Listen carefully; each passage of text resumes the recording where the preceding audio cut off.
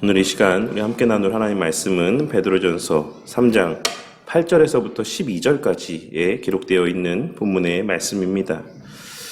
우리는 계속해서 쭉 지난 시간에도 언급을 했지만 이제 그리스도인으로서 이 세상 속에서의 그 그리스도인된 삶을 살아갈 때 있어 우리가 어떤 삶을 살아가야 되는가라고 하는 것을 베드로 사도는 계속해서 지금 여러 상황들을 제시하면서 그 실제적인 어떤 권면의 메시지들을 우리 가운데 들려주고 있는 것을 확인할 수가 있습니다. 교회 안에서의 공동체 안에서도 위정자들을 대함에 있어서도 그리고 또한 이웃과의 관계 속에서도 우리가 그리스도인으로서 마땅히 나타내 보여야지만 될 그리스도인 된 모습이 있다 라고 하는 것을 말씀하면서 그에 대한 근거를 제시하면서 뭐라고 이야기하고 있습니까? 예수님께서 그렇게 했다. 그리고 너희들이 그 예수님의 자비와 그 선하심을 체험하지 않았냐, 맛보지 않았냐, 그렇다라고 한다면 너희들이 마땅히 그와 같은 삶을 사는 것이 옳다라고 말씀을 했고, 지난 시간에는 이제 더 실제적인 예 가운데 어디에 대해서 예를 들어서 말씀했습니까? 남편과 아내 사이의 관계에 있어서도 아내를 향해서 남편을 공경해라. 설령 그 남편이 믿지 않는 남편이라고 할지라도 그 남편을 공경하고 그 말 가운데 순종해라 라고 이야기하고 있습니다. 그런데 그렇게까지 이야기하고 있는 그 목적이 무엇이다라고 이야기를 했습니까? 그것은 그 선한 행실로 말미암아 그 남편을 구원받게 하기 위함이다 라고 이야기를 하고 있어요. 그래서 이제 우리가 이 구원받게 하기 위함이다라고 하는 이 말은 사실 남편과 아내 관계 가운데서만 언급이 되어져 있긴 했지만 사실 이 말씀이 그 앞전에 있는 모든 말씀들 가운데 편만하게 저는 어느 정도 적용이 되는 의미가 있다라고 생각을 합니다. 왜냐하면 결국에 교회가 그 교회 안에서의 성도들끼리 형통해야지만 되는 이유, 서로 사랑해야지만 되는 이유, 위정자들을 공경해야 되는 이유, 이웃에게 선대해야지만 되는 이유, 이 모든 것이 결국에는 다 무엇을 하기 위함이냐면 하나님의 택하신 자들을 구원하게 하기 위함이다라고 하는 의미들이 저는 이 전체의 맥락 가운데 그 근저에 깔려 있다라고 생각을 하는 것입니다. 그래서 베드로 사도는 그러한 의도로서 이제 믿지 않는 남편까지도 너희들이 공경하고 선대해라 라고 말씀하고 있는 것이고, 다만 좀 특별하게 남편과 아내 관계에 대해서만큼은 남편을 향한 권면의 메시지들도 담겨져 있었다라고 하는 것을 지난 시간에 함께 살펴봤죠. 비록 그 분량이 한 절밖에 없긴 하지만 이와 같이라는 말씀을 통해서 남편들을 향해서 권면했던 내용들도 실제로는 전체의 내용들의 의미들이 다 포함되어 있는 권면의 메시지다라고 하는 것을 우리가 지난 시간에 함께 살펴보았습니다. 그래서 우리는 이러한 내용들을 통해 지금까지 살펴본 내용들을 통해서 과연 복음이 어떻게 증거되어지는 것인가 라고 하는 것을 다시 한번 생각해 볼 수 있어야지만 될 것이다라고 생각을 합니다. 복음은 우리의 입술을 통해서만 증거되어지는 그 메시지를 통해서 증거되어지는 것이 아니라 전파되어져 가는 것이 아니라 우리의 삶을 통해 증거되어지는 것이다. 우리의 삶을 통해 복음은 전파되어져 가는 것이다. 라고 하는 것을 지금 계속해서 베드로 사도가 말씀하고 있는 내용을 통해 우리가 발견할 수 있어야지만 되고, 그 기조를 우리가 놓쳐서는 안 될 것이다 라고 생각을 합니다. 그리고 이제 오늘 말씀 가운데는 이제 그러한 흐름 속에서 마지막으로 다시 형제들 사이의 관계에 대해서 권면하고 있는 것을 확인할 수 있습니다.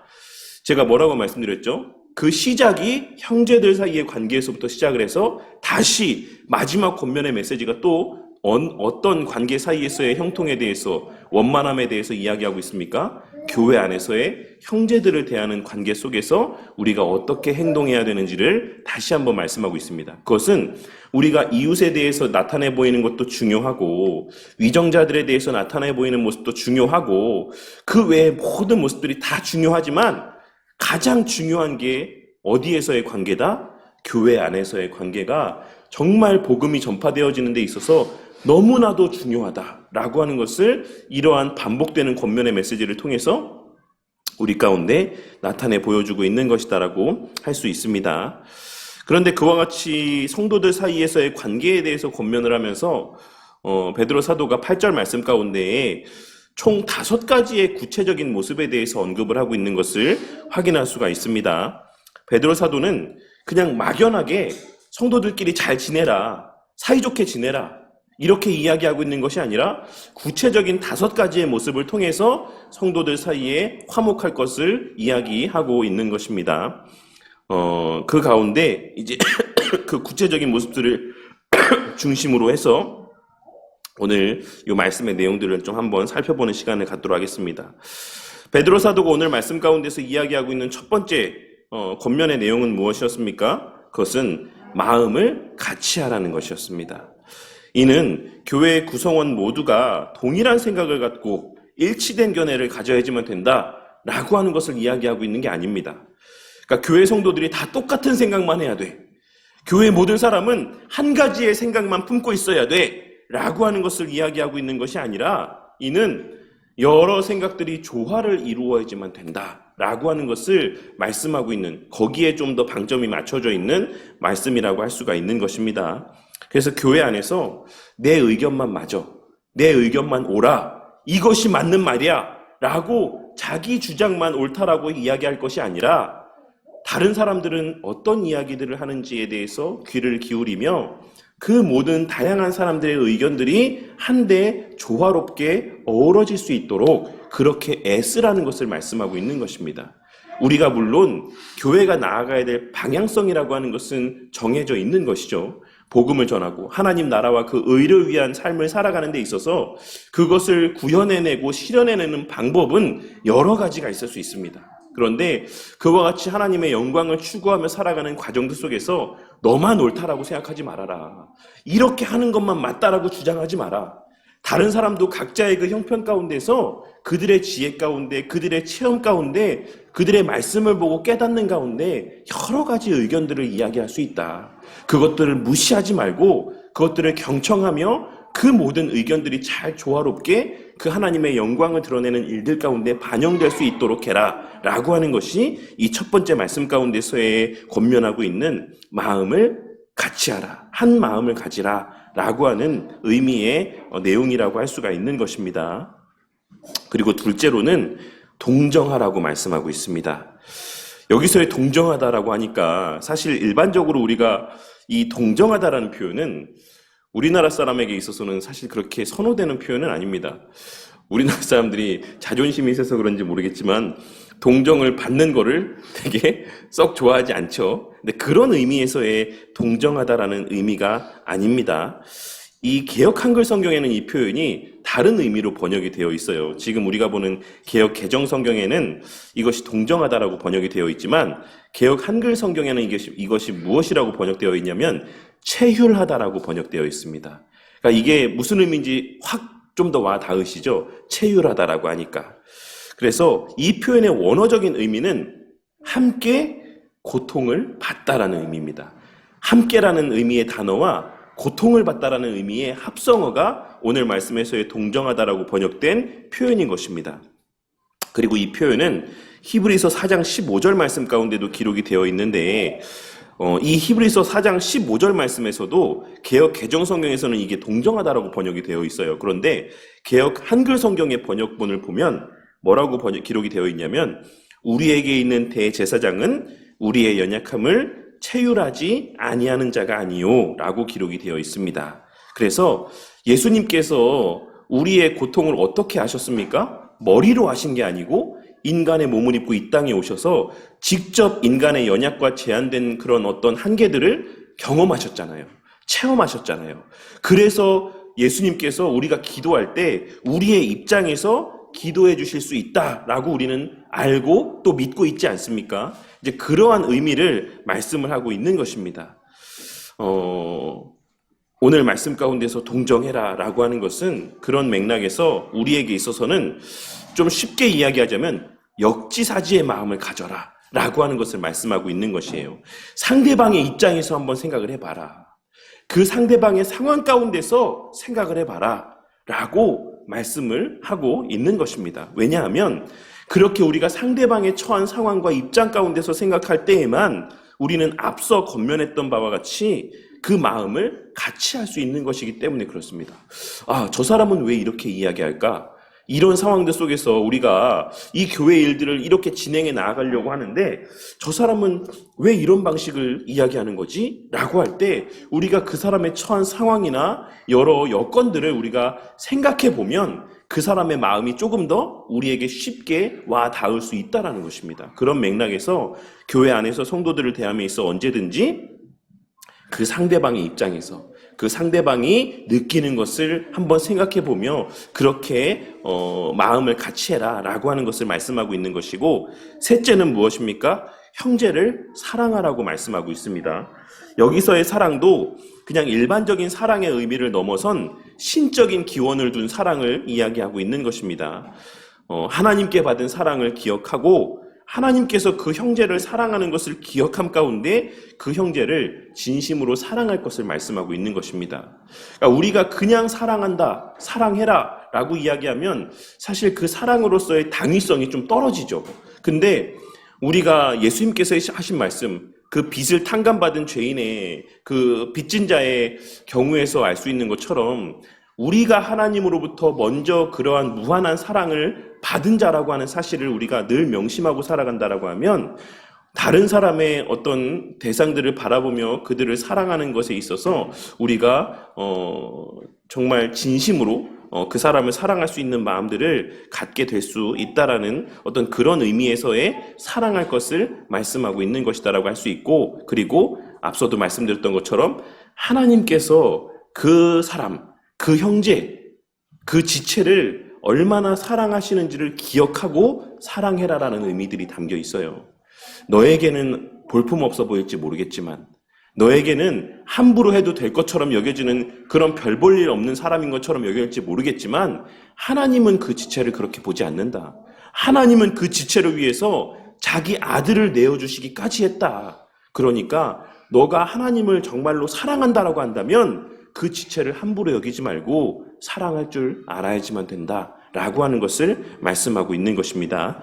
그리고 넷째로는 불쌍히 여기라고 말씀하고 있습니다. 여기서의 불쌍히 여기다라는 표현도 사실 이 동정하다라는 좀 비슷해요. 그러니까 우리가 일반적으로 야, 나 좀 불쌍히 여겨줘, 이렇게 하는 게 흔한 표현은 아니죠. 그러니까 친구들 사이에서 뭐 아주 가까운 사이에서 야, 나 한 번만 좀 불쌍히 여겨줘라, 이렇게 이야기할지 모르겠지만 일반적으로 우리가 이 불쌍히 여기다라고 하는 표현을 그렇게 선호하지 않습니다.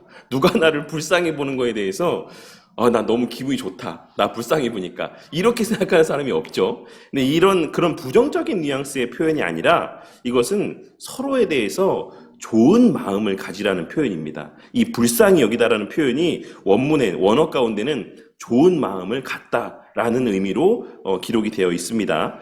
그래서 에베소서 4장 32절에 이 표현이 기록이 되어 있는데 거기서도 사실 똑같이 번역이 되어 있긴 해요. 4장 32절에 서로 친절하게 하며 불쌍히 여기며 서로 용서하기를 하나님이 그리스도 안에서 너희를 용서하심과 같이 하라 라고 기록이 되어 있습니다. 여기서도 사실 불쌍히 여기라고 이렇게 기록이 되어 있긴 한데, 번역이 되어 있긴 한데, 사실 요 말씀 에베소서 4장 32절 말씀의 방점이 어디에 찍혀 있습니까? 용서에 있습니다. 용서. 그러니까는 누군가가 자신에 대해서 어떠한 좀 부정적인 행동들을 했을 때, 그러니까 해가 되는 행동들을 했을 때 그 사람을 좋게 보라는 겁니다. 그러니까 우리가 누군가가 실수할 수 있죠. 근데 예를 들자면 우리 성도님들이 저를 좋게 본다는 가정하에 이야기하는 겁니다. 제가 뭔가 성도님들에게 실수를 했어요. 실수가 되는 말을 하든지 행동을 했습니다. 그러면 성도님들이 생각할 때 목사님이 좀 뭐 다른 뜻이 있겠지, 목사님이 뭔가 좀 뭐 놓치신 부분이 있어서 그랬겠지라고 하면서 그 어떤 액면가 그대로의 것을 받아들이지 않고 최대한 것을 좋게 해석하려고 하시죠. 그러시죠? 네. 근데 만약에 정말 내가 미워하는 사람, 내가 평소부터도 너무 안 좋게 생각하는 사람이 똑같은 말을 하거나 똑같은 행동을 했어요. 그러면 내가 그럴 줄 알았다, 저거 진짜 내가 언젠가 한번 이런 일 할 줄 알았어 하면서 똑같은 일인데도 되게 더 과민하게 반응하는 모습을 나타내 보일 수 있죠.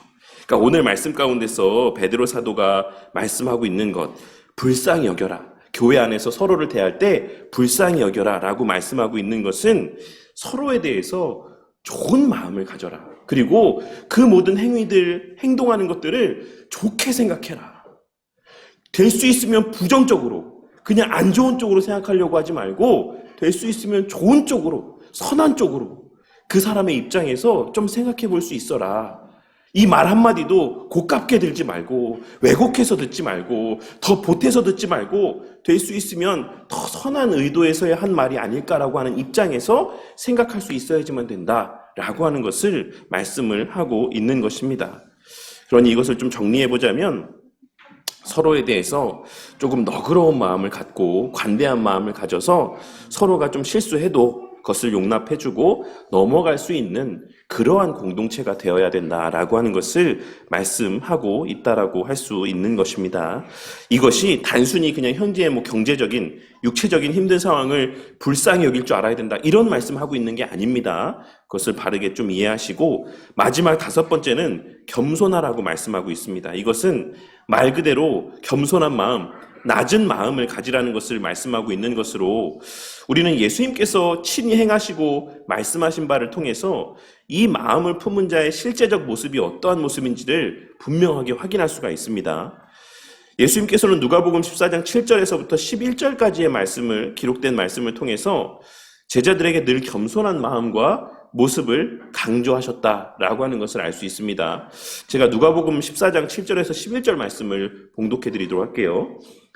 청함을 받은 사람들이 높은 자리 택함을 보시고 그들에게 비유로 말씀하여 이르시되, 내가 누구에게나 혼인잔치에 청함을 받았을 때에 높은 자리에 앉지 말라.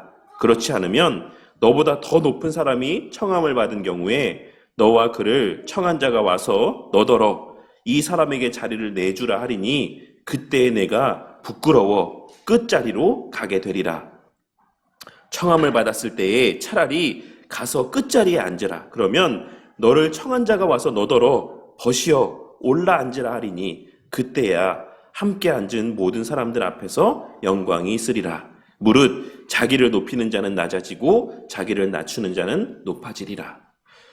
이 말씀 누구나가 다 알고 있는 말씀 아닙니까? 그런데 우리는 실제로 어떠합니까? 그런 낮은 자리에 앉기 원하십니까? 그런 어떤 소외된 자리, 좀 그런 자리에 먼저 찾아가서 앉는 편입니까? 아니면 우리가 어떤 자리를 떠나서 사람들이 나를 알아주고 인정해주기를 더 바랍니까? 일반적으로 모든 사람들은 다 자기를 알아주고 인정해주고 높여주기를 바라는 것이 우리의 공통된 마음이다라고 할 수가 있는 것입니다. 그런데 제자들에게 그와 같이 말씀하셨던 예수님께서는 그 스스로가 빌립보서 2장 6절에서부터 8절까지에 기록된 말씀인 그는 근본 하나님의 본체시나 하나님과 동등됨을 취할 것으로 여기지 아니하시고 오히려 자기를 비워 종의 형체를 가지사 사람들과 같이 되셨고 사람의 모양으로 나타나사 자기를 낮추시고 죽기까지 복종하셨으니 곧 십자가에 죽으심이라 라고 하는 말씀에서와 같이 그 스스로가 친히 그러한 겸손의 본을 나타내 보이셨다라는 사실을 우리는 기록된 말씀을 통해 확인할 수가 있습니다. 그 결과 하나님께서 그 예수님에게 어떠한 대우를 해주셨습니까? 예수님께서 그처럼 자기를 낮춰서 종의 형체로 나타나셔서 죽기까지 복종하신 그 결과가 무엇입니까? 그것이 빌립보서 2장 6절 8절에서부터 이어지는 9절에서부터 11절까지의 말씀 가운데 기록이 되어 있는 말씀입니다. 이러므로 예수님께서 사람의 모양으로 나타나사 자기를 낮추시고 죽기까지 복종하셨으니 곧 십자가의 죽으심이라.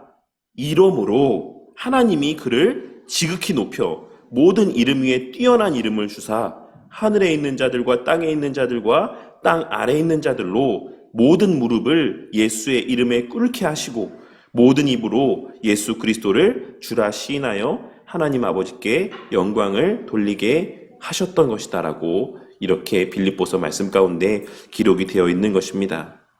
그러니 이러한 전체 말씀의 내용들을 통해서 예수님께서 우리에게 말씀하셨던 그 겸손의 의미가 무엇인지를 우리는 확인할 수가 있는 것입니다.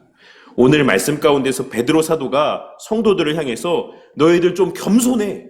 교회 안에서 겸손해야 돼. 라고 말씀할 때 그 겸손의 정도는 어느 정도를 말씀하고 있는 것이냐면 예수님께서 그러하셨던 것처럼 종의 형체를 가지라고 말씀하고 있는 것입니다. 종처럼 행동해. 종과 같이 행동해. 교회 안에서. 그럴 때 하나님께서 너희들을 귀하게 보시고 너희들을 높여주신다 라고 하는 것을 말씀을 하고 있는 것입니다. 그리고 그런 맥락에서 바울 사도 또한 갈라디아서 5장 13절 이하의 말씀 가운데서 형제들아 너희가 자유를 위하여 부르심을 입었으나 그러나 그 자유로 육체의 기회를 삼지 말고 오직 사랑으로 서로 뭐 하라고 말씀하고 있습니까? 종노릇하라라고 말씀을 하고 있는 것입니다. 그런데 앞서도 말씀드렸던 것처럼 도대체가 우리는 왜 그렇게 대접을 받길 원하는 것입니까? 도대체가 왜 조금만 사람들이 우리한테 함부로 대하면 우리는 막 못 참는 것입니까? 성경에서 그렇게 겸손하라고 이야기하고 있는데 종노릇하라라고 이야기하고 있는데 종에게 인격이 어디 있습니까? 종의 눈치 보면서 일 시키는 주인이 있습니까? 그런데 우리는 너무나도 누군가의 어떤 사소한 말 한마디 한마디에도 발끈하고 욕견대하는 마음들을 갖게 될 때가 많이 있는 것입니다. 그리고 그와 같이 사람들이 대접받기를 원하고 그렇게 사람들의 말 가운데 발끈하는 이유에 대해서 이어지는 말씀, 갈라디아서 5장 13절 이하에 이어지는 말씀을 통해서 이야기하고 있는데 결론부터 말씀드리면 그가 성령 충만하지 못하기 때문이라고 이야기하고 있습니다. 그 안에 성령 하나님이 계시지 않기 때문이라고 이야기하고 있고 더 나아가서 그가 거듭나지 못했기 때문이다라고까지도 말씀을 하고 있는 것입니다. 제가 갈라디아서 5장 14절 이하의 말씀이 좀 긴데 그 내용을 봉독하도록 하겠습니다. 우리 같이 한번 읽어볼까요? 좀 길지만 갈라디아서 5장 14절 이하의 말씀 투기하지 말지니라라까지 말씀 한번 찾아서 함께 봉독해 보도록 하겠습니다. 갈라디아서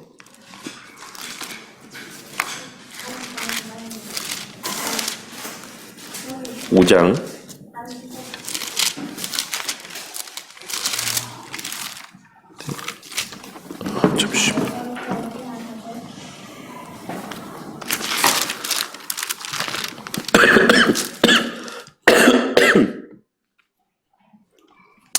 14절 이하에서부터 끝까지 함께 26절까지 말씀인데 15절부터 우리 14절부터 26절까지를 좀 한번 같이 한번 읽어보도록 할게요. 시작. 온 율법은 내 이웃 사랑하기를 내 자신같이 하라 하신 한 말씀에서 이루어졌나니 만일 서로 물고 먹으면 피차 멸망할까 조심하라. 내가 이르노니 너희는 성령을 따라 행하라. 그리하면 육체의 욕심을 이루지 아니하리라. 육체의 소욕은 성령을 거스르고 성령은 육체를 거스르나니 이 둘이 서로 대적함으로 너희가 원하는 것을 하지 못하게 하려 함이니라. 너희가 만일 성령의 인도하시는 바가 되면 율법 아래에 있지 아니하리라. 육체의 일은 분명하니 곧 음행과 더러운 것과 호색과 우상숭배와 주술과 원수 맺는 것과 분쟁과 시기와 분냄과 당짓는 것과 분열함과 이단과 투기와 술 취함과 방탕함과 또 그와 같은 것들이라. 전에 너희에게 경계한 것 같이 경계하노니 이런 일을 하는 자들은 하나님의 나라를 유업으로 받지 못할 것이요 오직 성령의 열매는 사랑과 희락과 화평과 오래 참음과 자비와 양선과 충성과 온유와 절제니 이 같은 것들을 금지할 법이 없느니라. 그리스도 예수의 사람들은 육체와 함께 그 정욕과 탐심을 십자가에 못 박았느니라. 만일 우리가 성령으로 살면 또한 성령으로 행할지니 헛된 영광을 구하여 서로 노엽게 하거나 서로 투기하지 말지니라. 왜 그렇다라고 이야기합니까? 우리가 왜 교회 안에서 겸손하지 못합니까? 우리가 왜 살아가면서 겸손하기가 힘듭니까? 그것은 갈라디아서 5장 24절에 기록된 말씀에서처럼 그 정욕과 탐심이 아직 우리의 마음 가운데 자리하고 있기 때문입니다.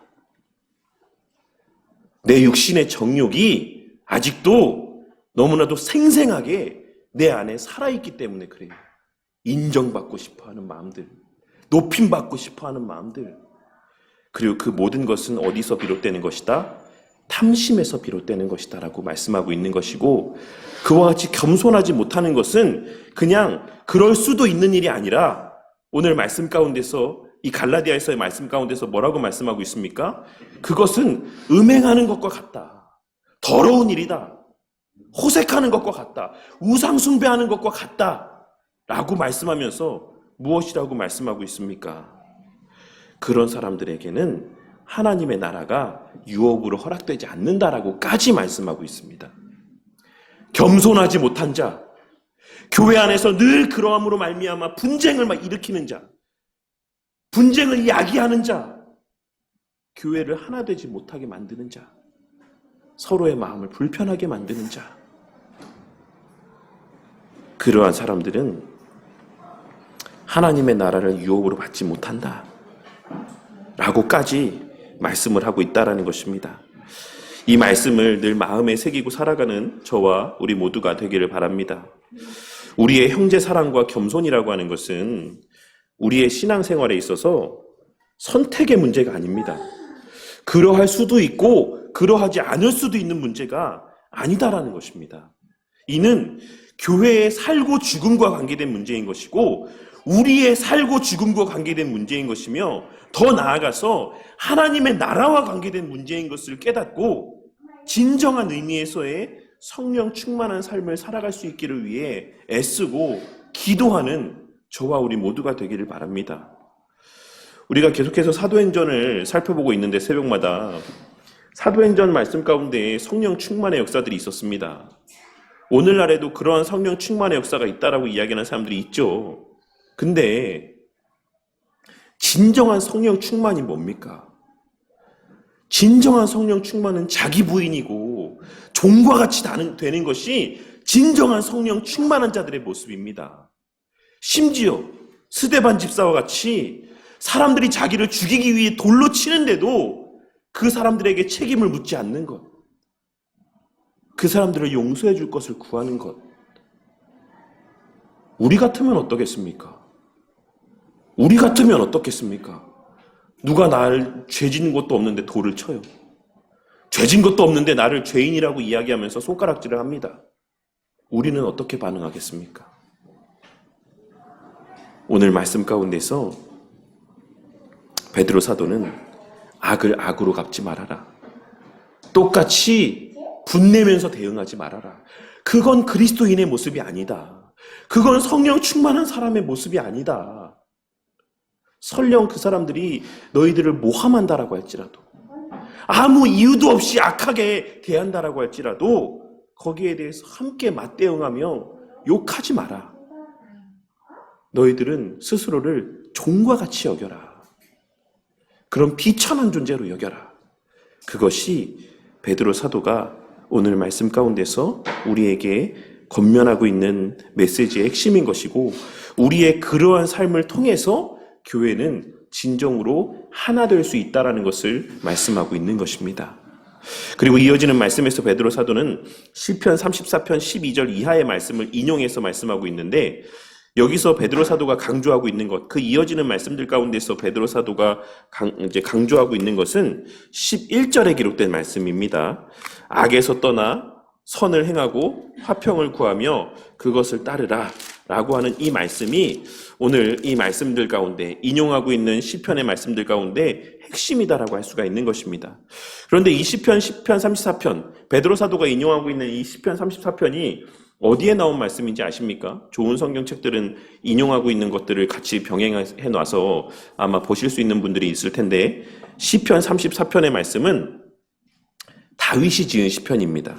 그런데 이 다윗이 지은 시편 가운데 이 시편 34편은 언제 지은 것이냐면, 그 시편 표제에 뭐라고 되어 있냐면 아비멜렉의 앞에서 미친 채 하며 살아남은 후에 지은 시라고 기록이 되어 있습니다. 그가 목숨을 부지하기 위해서 이제 블레셋으로 가잖아요. 가서 그 왕 앞에서 막 이렇게 살려달라고 이야기하고 나서 나중에 신하들을 통해서 자기가 막 죽게 되는 상황이 되니까 위협된다, 죽여야 된다라고 하는 거를 다윗이 듣게 되니까 어떻게 했습니까? 막 침 질질 흘리면서 미친 척 했잖아요. 그렇게 하고서 목숨을 부지한 다음에 지은 시편이 이 시편 34편이에요. 지금 베드로 사도가 이 말씀을 인용해서 말씀하고 있는 것입니다. 그런데 여기서 우리가 주의해 볼 표현은 만약에 그랬다라고 하면 우리 같으면 저기를 벌해 주십시오. 죽여 주십시오. 갚아 주십시오. 이렇게 이야기할 텐데 베드로 사도는 뭐라고 이야기하고 있습니까? 선을 행해야지만 된다.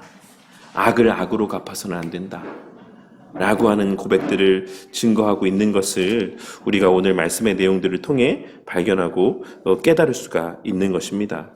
그리고 무엇보다 선을 행하는 것보다 화평을 구하는 것에 더 강조점을 두고서 말씀하고 있다는 사실을 오늘 말씀을 통해 발견하고 깨달을 수 있는 은혜가 있으시기를 바랍니다.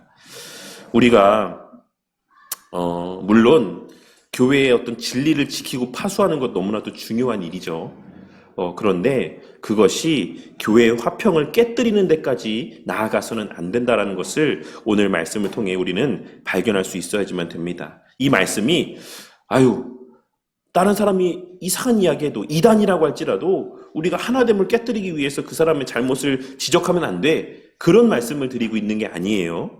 이 말씀은 바울 사도가 모든 일들을 사랑으로 해라 라고 말씀했던 것처럼 이 선을 행하는 것과 화평을 깨뜨리지 말아야지만 된다라고 하는 이 두 가지는 어떤 하나만 취해도 되는 것이거나 서로 상반된 입장을 이야기하고 있는 것이 아니라 우리가 함께 추구해야 될 가치다라는 것을 말씀하고 있는 것이고 그 가운데 좀 더 중점을 둬야 되는 것은 화평을 추구하는 것이다라는 것을 말씀을 하고 있는 것입니다. 그래서 이 말씀을 우리 가운데 적용해 보자면 우리가 교회 안에서 누군가가 잘못할 수 있죠. 잘못 이야기할 수 있죠. 근데 그 누군가가 잘못된 이야기들을 하는 것을 듣게 되었을 때 발끈해서 야, 그런 이야기 하면 어떡해?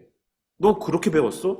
너 그렇게 목사님한테 들었어? 그거 잘못된 거야. 라고 그 자리에서 그대로 면박을 주면서 그 잘못을 지적하는 게 아니라 기도하며 정말 조심조심스럽게 혹여 내가 이렇게 얘기했을 때 이 친구가 상처받지 않을까? 혹시 마음을 상심하지 않을까? 그런 것들을 염려하면서 아주 조심스럽게 그 잘못들에 대해서 지적해라 라고 하는 것을 말씀하고 있는 겁니다. 그러니까 우리가 진리를 추구하되 화평을 깨뜨리지 않는 선에서 진리를 추구하는 삶을 살아야지만 된다는 것을 말씀을 하고 있는 것이고 이 전체의 말씀 가운데서 베드로 사도가 강조하고 있는 것이 무엇인가를 이 말씀의 내용을 통해서도 우리는 확인할 수가 있을 것이다라고 생각합니다.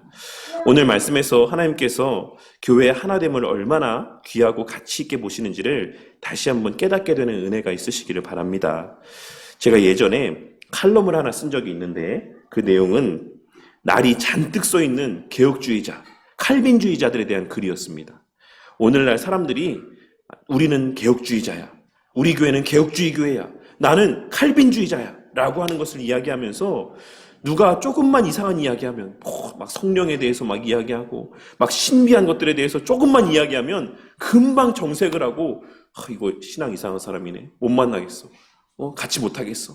막 하면서 막 그런 신앙적인 부딪힘을 겪는 모습을 보게 될 때가 많고 심지어는 개혁주의자들이라고 하는 그 무리 안에서도 조금만 다른 이야기를 하면 금방 면박을 주며 잘못 알고 있다는 것을 지적하며 내가 알고 있는 것들을 드러내기 위해서 이렇게 막 그 과시하는 모습들이 오늘날 이 개혁주의 교회 안에 너무나도 많이 있습니다. 하지만 오늘 말씀을 통해서 과연 그러한 사람들이 교회에 합당한 사람들일까?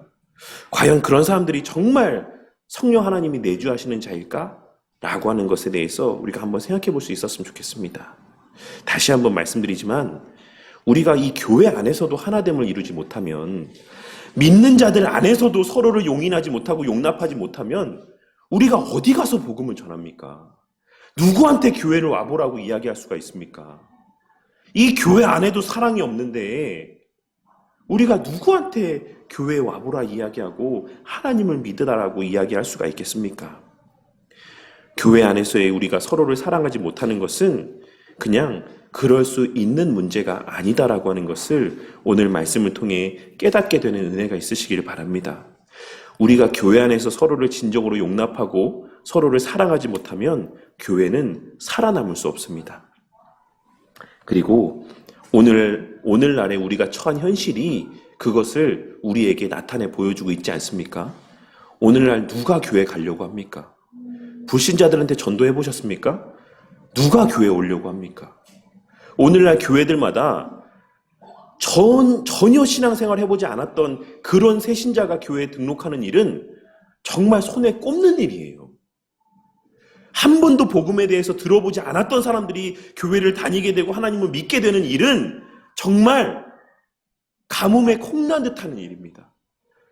왜 교회가 그와 같은 생명력을 잃어버렸습니까? 왜 생육하고 번성하라고 하는 그 복을 교회 가운데 주셨는데 오늘날 왜 교회가 그와 같은 의미에서의 생육하고 번성하는 복을 잃어버렸습니까? 그것은 교회 안에 사랑이 사라져버렸기 때문에 그렇습니다. 교회 안에 저마다 잘난 사람들만 있기 때문에 그렇습니다. 교회 안에 저마다 대접받고 싶은 사람들만 넘쳐나기 때문에 그렇습니다. 그래서 교회 안에서 조금만 세상적으로 잘 나가지 못하는 사람은 발붙일 데가 없어요. 목사부터가 학벌 좋은 사람, 돈 많이 버는 사람, 사회적으로 지위 있는 사람, 이러한 사람들만 높이며 그러한 사람들에게만 주목하며 서로가 그냥 높임받기만 바라는 그러한 모습들 가운데 있는 교회를 누가 세상에서도 그러한 모습 가운데 치이고 치여서 넌덜머리가 나는 세상 사람들이 뭐 하자고 교회까지 와서 그런 모습 보자고 교회를 발걸음하겠습니까? 돈까지 내가며 시간까지 할애해가며 내 쉬는 시간까지 쪼개가며 그런 모습 보겠다고 누가 교회에 발걸음하겠습니까? 오늘 말씀을 통해 교회의 생명이 어디에 있는가? 우리의 신앙의 생명이 어디에 있는가? 하나님의 영광은 무엇을 통해 드러나는 것인가? 우리의 그리스도인 됨이라고 하는 그 진정한 능력, 그 향기는 무엇을 통해 풍겨나는 것인가? 라고 하는 것을 깨닫게 되는 은혜가 있으시기를 바랍니다. 그것은 예수님께서 그러하셨던 것처럼 자기를 비워 종의 형체를 취해 종과 같이 스스로를 여기며 서로를 귀하게 여기고 서로를 섬기며 그렇게 존중하며 하나 되어져가는 모습을 통해 교회는 세워져가는 것이고 우리의 그러한 모습 속에서 사람들은 교회는 뭔가 다르다라는 것을 느낄 수 있게 되는 것이고 그러한 모습들 가운데 세상에서 상처받고 시험에 들고 낙심한 사람들이 이 교회로 발걸음하게 되는 것입니다. 교회는 서로의 잘남을 자랑하는 곳이 아니라 그러한 서로의 연약함들이 서로의 사랑 가운데 보듬어지고 회복되어지는 역사가 있는 곳이다라고 하는 것을 예수님의 모습을 통해 발견하고 오늘의 말씀의 내용을 통해 다시 한번 깨닫게 되는 은혜가 있으시기를 바랍니다. 이 사실을 기억하고 유한한 사람에게 인정받고 높임받기 위해 애쓰고 아등바등하며 그 과정에서 악을 행하기까지 하며 그 영혼을 해하기까지 하는 미련한 삶을 살아가는 자들이 아니라 무한하신 하나님께 인정받고 그 하나님께 높임받기 위해 애쓰는 삶을 살아가는 저와 우리 모두가 되어 그 영혼이 잘됨같이 우리의 개인의 그 범사의 삶과 우리가 속한 이 교회 공동체가 형통하여져 가는 것뿐만 아니라 그러한 우리를 통해서 하나님의 나라가 잘 되어가고 그 안에서 우리 모두 하나님께서 높여주시는 그 극치의 영광스러움을 늘 누리고 만끽함 가운데 살아가는 저와 우리 모두가 되기를 주님의 이름으로 간절히 축원합니다.